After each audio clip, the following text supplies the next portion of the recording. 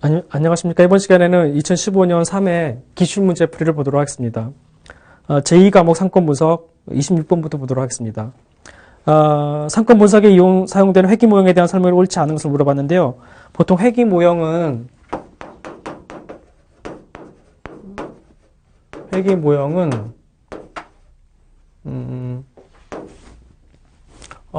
y 이꼬르 베타 0 플러스 베타 1x1 플러스 베타 2x2 더하기 엡실론 이렇게 표현이 됩니다. 그래서 이런 x1, x2가 이제 독립 변수고요. y가 종속 변수가 되는 겁니다. 회귀 모형을 통해서 점포의 특성, 그다음에 상권의 경쟁 수준 등 다양한 변수들이 점포 성과에 미치는 상대적 영향을 측정할 수 있다. 그다음에 단계적 회귀 분석은 변수가 너무 많아 해석이 어려워지는 것을 방지할 수 있다. 그다음에 3번 보시면 회귀 모형의 설명 변수들은 서로 연관성, 즉 서로 상호 연관성, 즉 상관관계가 높을 때 신뢰성 있는 결과를 도출할 수 있다고 그랬는데 해설을 보시면은 회귀 모형은 독립 변수와 종속 변수 간의 관계를 나타내는 분석 방법이다. 그래서 이 x1, x2가 독립 변수가 됩니다. 그 다음에 y가 종속 변수가 됩니다. 회귀 모형의 설명 변수들은 서로가 독립적이면서 상관관계가 없다는 것을 전제 조건으로 해야 됩니다. 그래서 거기 보기 3번을 보시면 상관관계가 높을 때가 틀린 거고요. 서로 독립적이면서 상관관계가 없어야지만 올바른 회귀 분석을 실시할 수 있습니다. 과거의 연구 결과 혹은 분석가의 판단 등을 토대로 소수의 변수를 선택하여 회귀 모형을 도출할 수 있습니다. 신규 점포의 입지 타당성을 분석하는 경우에는 유사한 거래 특성과 상권을 가진 표본을 충분히 확보해야 하는 문제점을 해결할 수 있습니다. 그래서 회귀 모형이 이제 출제가 됐고요. 27 보시면 허프 모델과 MNL 모델에 대한 설명을 옳지 않은 것은 그랬습니다. 그래서 상권 입지 분석의 제1호를 한번 정리해 보도록 하겠습니다. 우리가 배웠던 것에서는 첫 번째가 이제 서술적 방법이 있었고요. 서술적 방법에 네 가지가 있었습니다. 하나는 체크리스트법, 그 다음에 두 번째는 현지조사법, 그 다음에 세 번째는 비율법, 네 번째 유추법이 있었습니다. 두 번째 규범적 모형으로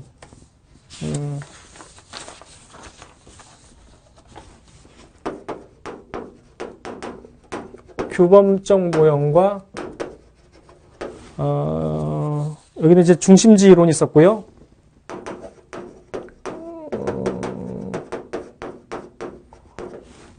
중심지 이론에서는 크리스탈러의 중심지 이론과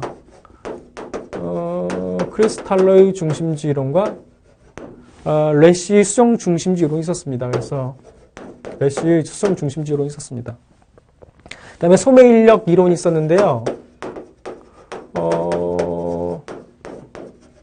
소매 인력 이론에서는 레일리의 소매 인력 이론과 컨버스의 수정 소매 이론이 있었습니다. 그래서 컨버스가 있었습니다.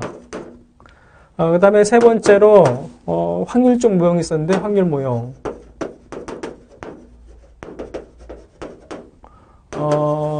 첫 번째가 허프의 확률 모형이 있었습니다. 허프에서는 허프 모형이 있었고 수정 허프 모형이 있었습니다. 그 다음에 이제 MNL 모형이 있었고 그 다음에 MCI 모형이 있었고 그 다음에 루스 모형이 있었습니다. 이렇게 이제 큰 줄기를 살펴보았습니다.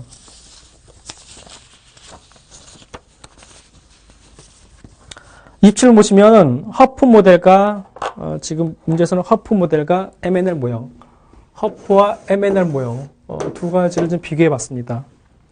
허프 모델과 MNL 모형은 모두 상권 분석 기법 중에서 확률적 모형에 해당된다. 맞습니다. 확률적 모형이고요. 두 모델은 일반적으로 상권을 소규모의 세부 지역, 존으로 나누는 절차를 거친다 됐고, 그 다음에 허프 모델과 달리 MNL 모형은 점포의 이미지 등 다양한 영향 변수를 반영할 수 있다. 그래서 변수가 많이 추가된다는 장점이 있습니다. MNL 모형은 점포의 객관적 특성보다는 소비자의 주관적 평가 자료를 활용한다 되어 있는데요. 해설 보시면 확률적 모델에 해당하는 M&L 모형은 점포의 객관적 특성뿐만이 아니라 소비자의 주관적 효용도 포함하여 평가하게 되어 있습니다. 그래서 객관적 특성보다는 소비자의 주관적 평가가 아니고요. 객관과 주관적인 효용 전부 다 동등하게 포함이 되어 있습니다. M&L 모형은 상권 분석을 할 때마다 변수인 민감도 계수를 추정하는 절차를 거치게 된다. 만든 집입니다.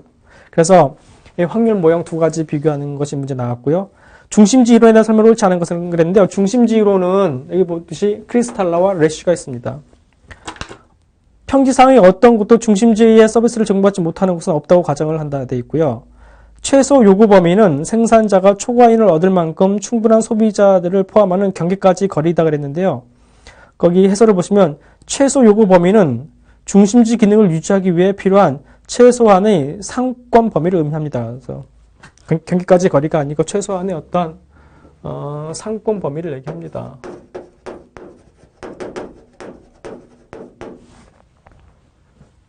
중심지 활동의 도달 범위라는 것은 중심지 활동에 제공되는 공간적 한계를 의미합니다.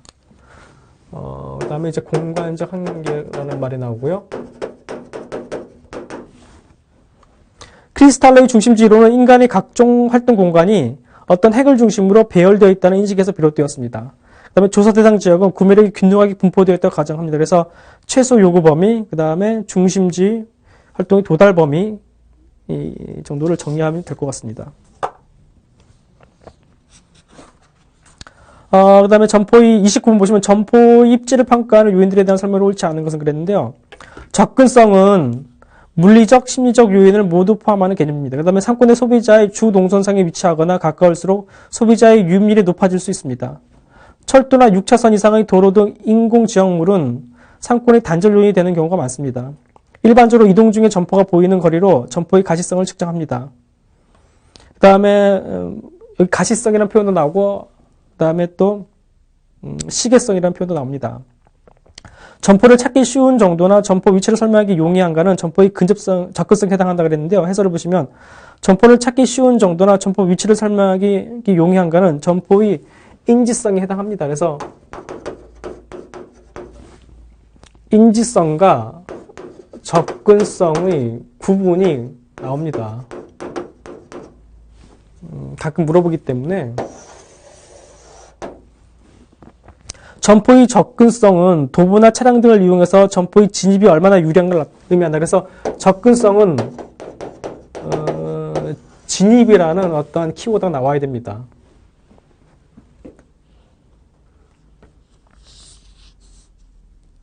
그 다음에 위치는 이제 객관식 지문에서 이러한 것들이 좀 어렵기 때문에 어떤 키워드로 정리를 해야 됩니다. 그래서 어떤 진입 여부 이런 말이 나오면 이제 접근성을 얘기하는 거고요. 어떤 위치 여부 나오면 이제 인지성을 얘기하는 겁니다. 30분 보시면 최근 상권 분석을 위해 활용도가 높아지고 있는 GIS, 즉 Geographical Information System에 대한 설명을 옳지 않은 것은 그랬는데요. GIS는 지리정보 시스템인데요. 이 IS는 제가 이제 바이 컴퓨터라고 얘기했습니다. 컴퓨터를 이용해서 입체적으로 3D로 보여줄 수 있습니다. 컴퓨터를 이용한 지도 작성 체계와 데이터베이스 관리 체계, 즉 DBMS의 결합이 바로 GIS입니다. 그래서 컴퓨터 하나 더 추가되는 게 DBMS인데요. 여러분 이제 4편에서 보시게 될 겁니다. 지도 레이어는 점선 면을 포함하는 개별 지도 형상으로 구성되어 있다. 맞고요. GCRM을 실현하기 위한 기본적인 틀을 제공할 수 있다. 됐습니다. 그 다음에 제도 작성, 그 다음에 데이터 및 공간 조회, 그 다음에 버퍼링 등을 통해서 효과적인 상권 분석이 가능하다 있습니다. 그 다음에 5분 보시면 심도 있는 분석을 위해 상권의 중첩을 표현하는 작업은 아직 한계점이 남아있다 그랬는데요. 해설을 보시면 GIS를 통한 상권 분석으로 매출액의 추정 및 상권의 중첩을 표현하는 작업까지 그 영역이 확대되고 있다. 그리고 중첩 분석은 동일한 지역에서의 각종 자료들을 중첩해서 조사자가 필요로 하는 정보를 취득하는 것을 얘기한다. 주로 최적 입지 선정할 때 활용되어진다 되어 있습니다. 그래서 이쪽 부분은 나중에 정보 파트에서 좀 자세히 보도록 하겠습니다. 그래서 한계점이 남아있다라는 게 이제 틀린 질문이 되겠습니다. 31번 보시면 다음은 어느 상권 분석 방법과 관련된 용어들이다. 연관성이 없는 것을 물어봤는데요. 애플밤 그랬고 CST 기법, 그 다음에 유사점포, 점포 선택 등 확률선, 교수적 방법 그랬습니다. 그래서 해설을 보시면 점포 선택 등 확률선은 하프의 확률 모형과 관련이 있다. 하프의 확률 모형이 점포 선택 등 확률이라 되어 있고요. 그러니까 점포를 선택할 때는 동일한 확률로 뽑혀진다는 게 등 확률선입니다. 애플밤이 유추법과 관련이 되어 있습니다. 그래서 애플밤 그러면 여기서 버리면 유추법 여기 있습니다. 여기서도 이제 애플밤이 나옵니다. 애플밤이 여러 군데서 나오고 있죠. 여기서 유추법인데요. 여기서 보시면 이제 아날로그 유사점포라고 되어 있는데 아날로그법입니다. 아날로그.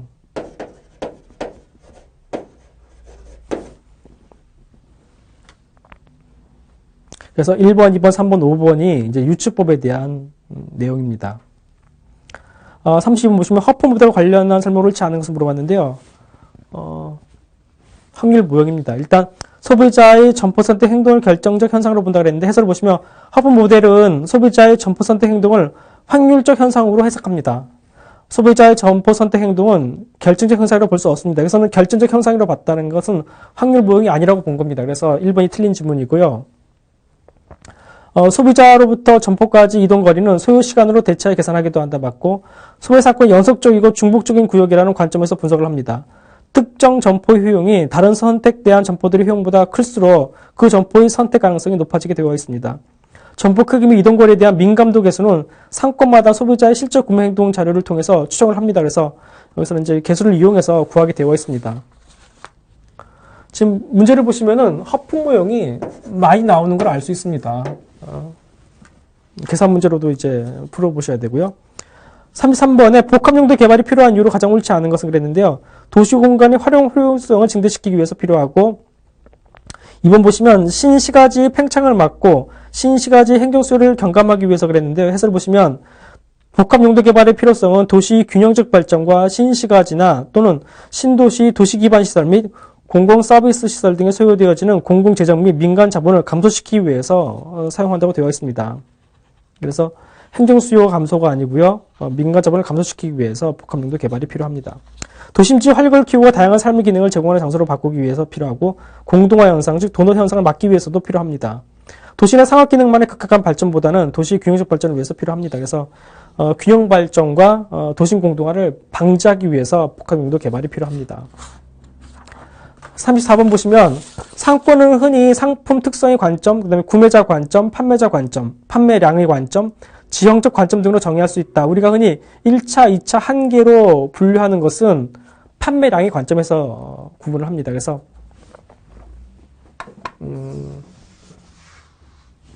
줄일 만한 곳이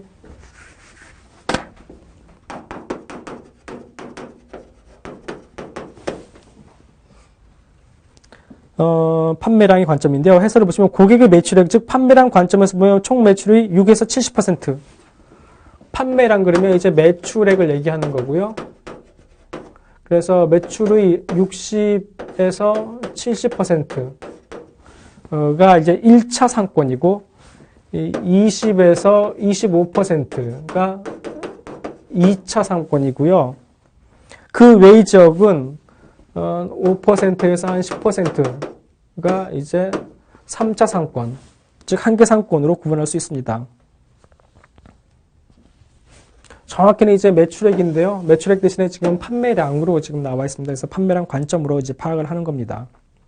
35번 보시면 다음 입지 분석 기법 중에서 프랜차이즈 본사와 같이 수십 개 또는 그 이상의 많은 점포를 운영하는 소매점의 경우에는 적용하기가 용이하지만 한두 개 점포만을 소유하고 있는 소매점에서는 현실적으로 활용하기 어려운 것들을 짝지어진 것은 그랬는데요. 아날로그법과 회귀분석법을 둘 수 있습니다. 해설을 보시면 아날로그법은 여기 아날로그라 그랬잖아. 유추법을 얘기합니다. 유추법을. 유추법을 얘기하고요.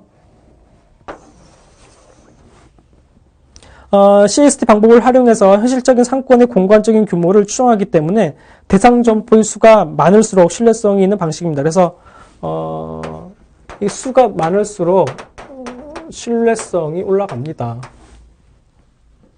이는 신규 점포와 상권의 규모나 특성이 유사한 점포의 매출액을 통해서 예상 상권의 범위를 추정하는 방법입니다. 유사한 여러 점포의 분석이 필요합니다. 반면 회계분석법은 이와 더불어서 회계분석법은 기존의 점포에 대한 다량의 정보를 필요로 하므로 많은 점포를 운영하는 소매 연쇄점 등에 활용하기 용이한 방식입니다. 또한 이는 여러 점포의 매출액을 추세적으로 분석해야 신뢰성 높은 분석 결과를 얻을 수 있기 때문에 많은 수의 샘플이 있는 경우에 유용한 방법입니다. 그래서 이것과 더불어서 이제 회계분석법도 수가 많아야지만 신뢰성이 올라갑니다.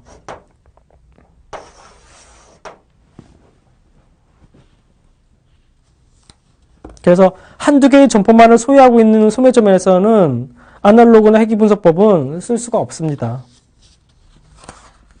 36번을 보시면 소매사건이 크기의 형태를 결정하는 직접적인 요인으로 옳지 않은 것은 그랬는데요. 경쟁점포와의 거리, 취급상품의 종류, 점포에 대한 접근성, 그 다음에 점포 입지 등이 중요하고 종업원의 친절도는 직접 요인으로 옳지 않습니다. 그래서 해설을 보시면 종업원의 친절도는 해당 점포의 매출에 영향을 미치는 인적 요소로 개별 점포의 효용을 높일 수 있는 질적인 수단을 나타냅니다. 그래서 약간 성격이 틀립니다. 동그라미 4번이. 그 다음에 37번 보시면 소매 포화지수가 나옵니다. 1번 보시면 시장 포화지수는 시장에 대한 기회를 평가할 수 있는 좋은 지표가 된다 그랬는데요. 해설을 보시면 시장 포화지수는 양적인 측면에서 경쟁 정도의 평가가 가능하나 소비자들이 거주지역 밖에서 소비하는 상황을 고려하지 못하고 있습니다. 또한 지수가 낮아질수록 잠재수요 또한 낮아짐을 의미하며 시장 잠재성도 낮아집니다. 그래서 시장에 대한 기회를 평가할 수 있는 좋은 지표가 될 수 있습니다. 이번 보시면은 시장 포화지수를 활용하더라도 특정 상품에 대한 경쟁 정도는 평가할 수 없다고 그랬는데 경쟁의 정도를 평가할 수 있습니다. 그 다음에 시장 포화지수는 특정 경쟁업체만 선정하여 지역 내 주요 경쟁지수를 평가할 수 있다고 그랬는데요. 특정 업체만을 선정하지는 않습니다. 지역 내 단위면적 단 잠재수를 평가하기 위해 타 지역의 매출도 활용한다고 그랬는데요. 소비자들이 거주지역 밖에서 소비하는 상황을 고려하지 못하는 단점이 있습니다. 그래서 타 지역의 매출을 활용할 수 없는 단점이 있고요. 그 다음에 또 지수가 낮을수록 실제 수요보다 잠재수가 높다는 것을 의미하여 잠재성도 평가된다고 그랬는데요. 이 지수가 낮다는 것은 잠재수요 또한 낮아진다는 것을 의미합니다. 그래서 시장 잠재성도 이제 떨어집니다. 그래서 옳은 설명은 1번 보기 지문으로 시장에 대한 기회를 평가할 수 있는 좋은 지표가 된다 되어 있습니다. 그래서 일반적으로 이제 서술이 되어 있는 거고요. 38번 보시면은 한 소비자가 세 점포들 중에서 하나의 상품을 구매할 수 있고 소비자가 부여하는 점포 크기에 대한 모순을 1이라고 가정하자고 그랬습니다. 또한 점포 ABC 크기 및 소비자의 집으로부터 각 점포까지 거리가 표 같다고 하자 허프 모델 적용 시 거리 모수가 마이너스 2에서 마이너스 3으로 변한다면 소비자가 점포 C를 이용할 확률은 어떻게 변하는가 그랬습니다. 그래서 지금 또 이제 허프를 묻고 있는데요. 이제 계산식으로 묻고 있습니다.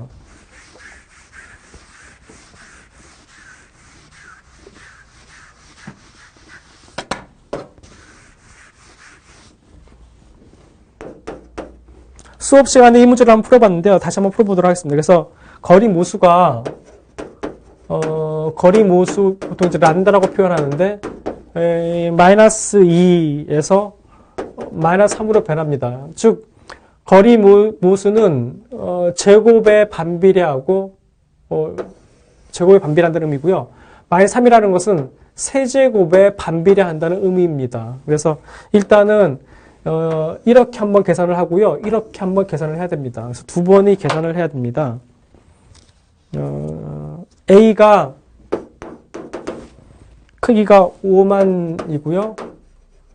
5만을 거리 제곱 4의 제곱으로 나눠줘야지만 반비례하는 겁니다. 그 다음에 B가 크기가 면적이 7만이고요.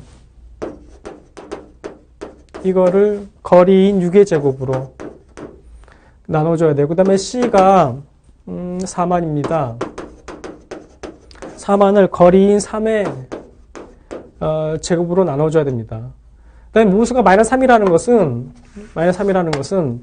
5만을 거리의 3승으로 나눠주는 거고요. 그 다음에 7만을 6의 3승으로 나눠주는 겁니다. 그 다음에 4만을 3의 3승으로 나눠주는 것이 거리무수 3일 때 이 계산 방법입니다. 지금 문제에서는 소비자가 점포 C를 이용할 확률을 물어봤기 때문에 이 전체에서 이 C가 차지하는 비율을 계산합니다. 그 다음에 이거 전체에서 여기 C가 차지하는 비율을 계산합니다. 그래서 각각을 계산을 해보면은, 이게 46.7%가 나오고요. 요게 이제 46.7%가 계산이 되는 거고, 이것이 57.2%. 이 부분이 57.2%가 계산이 됩니다. 그래서 거리무수가 이렇게 변할 때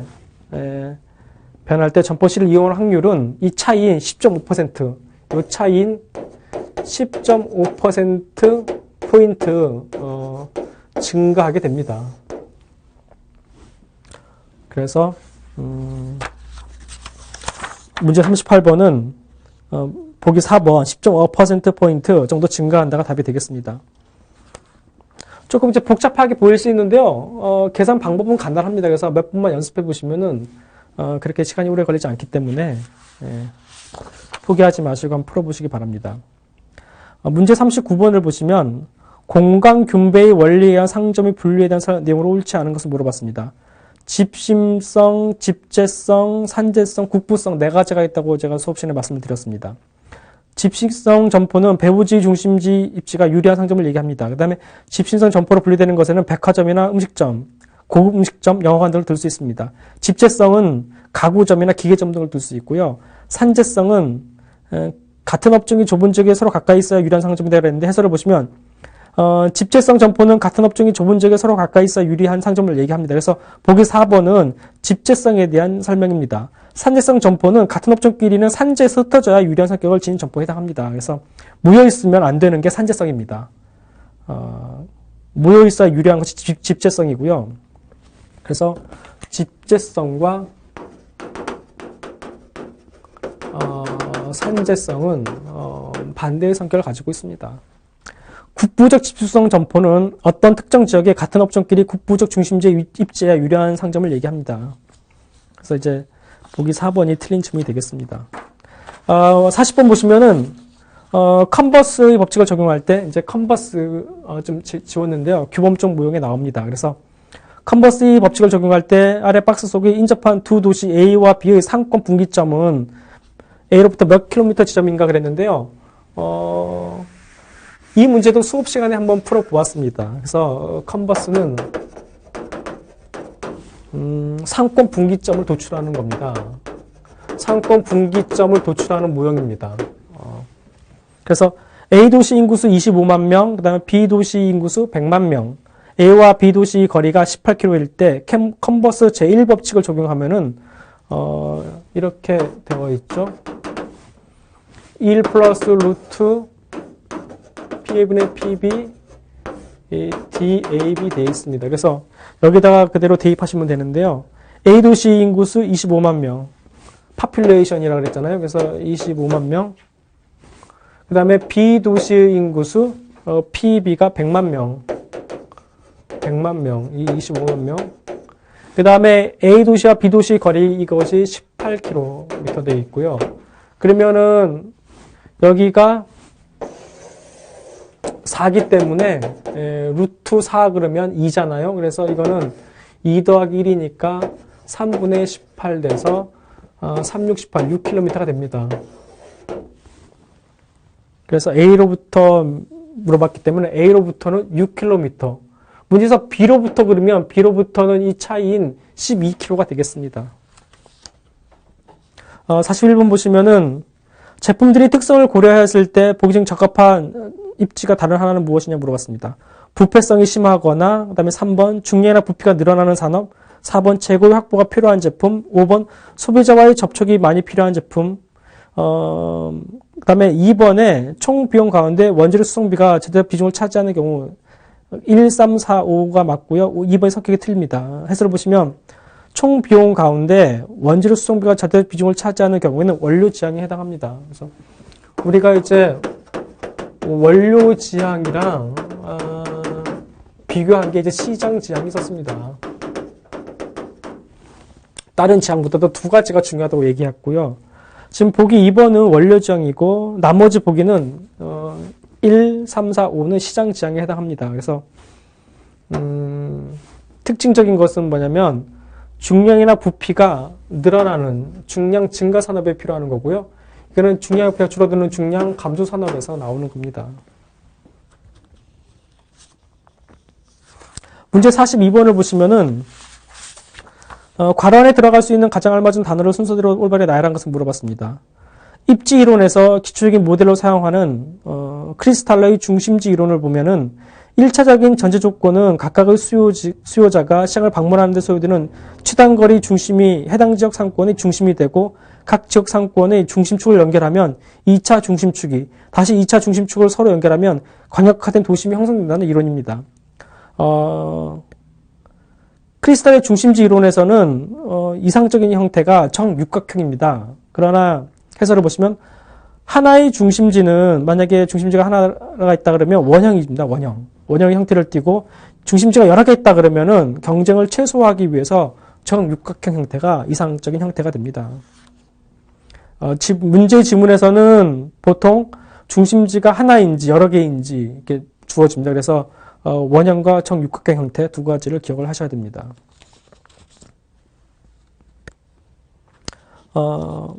43번을 보시면 도매상권의 특성과 관련된 요소 중에서 상대적으로 중요성이 떨어지는 걸 물어봤습니다. 도매상권의 특성은 소매상의 입지 및 점포수 및 판매 고려해야 됩니다. 경쟁 도매상의 입지 분포 및 집적도 고려해야 되고요. 취급 상품의 상품군, 그 다음에 로지스틱스 비용인데요. 로지스틱스는 일반적으로 물류를 얘기합니다. 그래서 물류 비용을 고려해야 되고 도매상의 가시성인데요. 해설을 보시면 도매상권의 특성 중에서 경쟁자의 입지, 그 다음에 취급 상품 및 상품군, 로지스틱스, 즉 물류 비용 등은 중요한 특성에 해당하지만 가시성은 소매업의 중요한 입지에 해당한다 그랬습니다. 그래서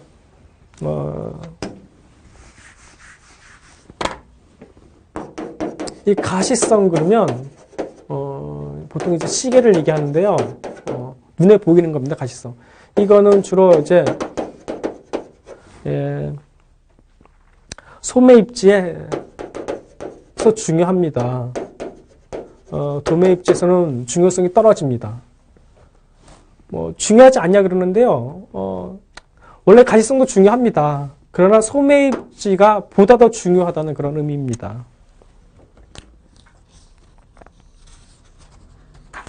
44번 보시면은 출점할 점포에 대한 부지주사의 기본사항과 거리가 먼 것은 그랬습니다. 출점할 점포는 소유권, 소유자의 신용, 그 다음에 거래 당사자의 법적인 자격이 중요하고, 그 다음에 토지대장, 도시계획도, 등기부 등본을 봐야 됩니다. 그 다음에 수로 고압선, 그 다음에 마을길 등의 장애물이 있는지 살펴봐야 되고, 상하수도, 전력가스 등 공공시설 현황도 파악을 해야 됩니다.